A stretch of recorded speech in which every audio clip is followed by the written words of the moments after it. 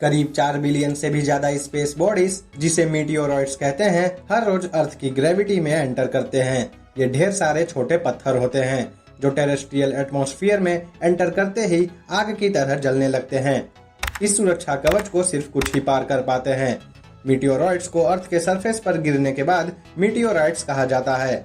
उस समय वो कोई विशेष खतरा पैदा नहीं करते, हालांकि कभी कभी वो स्थानीय निवासियों को परेशान कर सकते हैं, जैसा कि 2013 में रसिया के चेल्याबिंस्क में हुआ था। पर क्या होगा अगर हम उस मीटियोराइट की वेलोसिटी लाइट की स्पीड जितनी कर दें? वैसा ऐसा पार्टिकल जिसके पास मास यानी वजन हो, वो लाइट की स्पीड को हासिल कर ही नहीं सकती।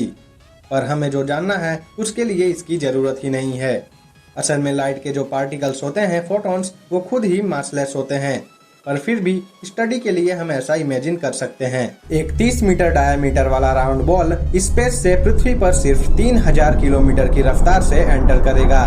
जैसे ही वो एटमॉस्फेयर में एंटर करेगा तो उसकी स्पीड की वजह से एटमॉस्फेयर के एयर मॉलिक्यूल्स में खलबली सी मचने लगेगी और प्लाज्मा हीटिंग और न्यूक्लियर फ्यूजन की प्रक्रिया शुरू हो जाएगी।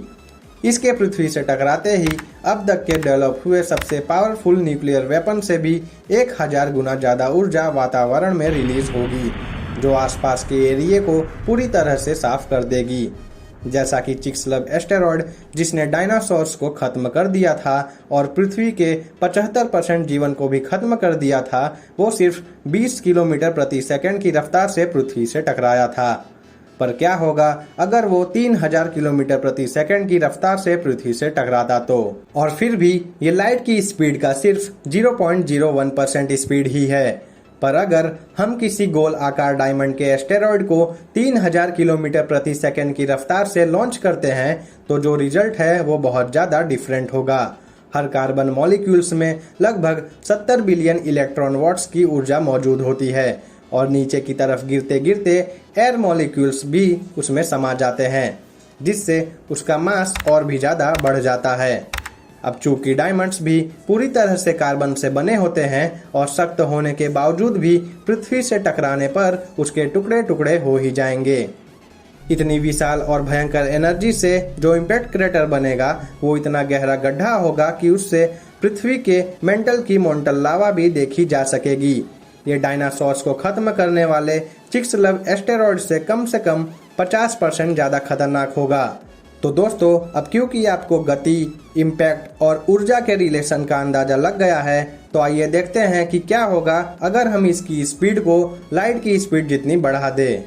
यानी एक मीटियोरॉयड जो 3 लाख किलोमीटर प्रति सेकंड की रफ्तार से पृथ्वी की तरफ आगे बढ़ रहा है, कोई भी सुपर कंप्यूटर या फिर मॉडर्न टेक्नोलॉजी इसे डिटेक्ट नहीं कर पाएगी, क्योंकि रोशनी से तेज मेजरिंग मीडियम इस दुनिया में मौजूद है ही नहीं।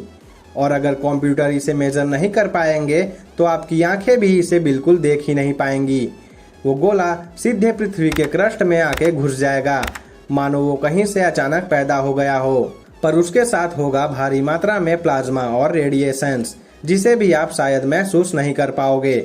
आपके महसूस करने से पहले ही पृथ्वी का क्रस्ट भयंकर ऊर्जा के साथ सिर्फ एक ही झटके में वो 30 मीटर का गोला पृथ्वी पर इतनी ऊर्जा से वार करेगा कि जो गुरुत्वाकर्षण की शक्ति पृथ्वी को अपने ऑर्बिट में बनाए रखी है, ये इम्पैक्ट उससे 10,000 गुना ज्यादा स्ट्रॉन्ग होगा और पल भर में ही वो पृथ्वी को अपने ऑर्बिट में से बाहर फेंक कर टुकड़े टुकड़े कर देगा और यहाँ पर पृथ्वी का अस्तित्व पूरी तरह से खत्म हो जाएगा और उसके धूल स्पेस डस्ट के रूप में अंतरिक्ष में तैरने लगेंगे, जब तक कि किसी दूसरे स्पेस ऑब्जेक्ट का गुरुत्वाकर्षण उसे अपने मास का ही एक हिस्सा ना बना ले।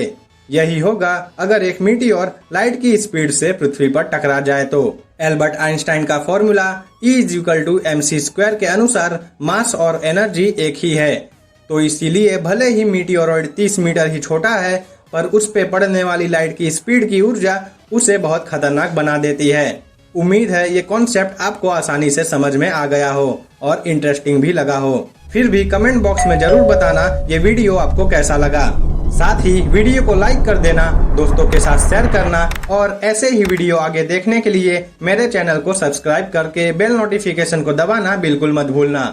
मिलते हैं अगली वीडियो में किसी इंटरेस्टिंग टॉपिक के साथ, तब तक के लिए गुड बाय।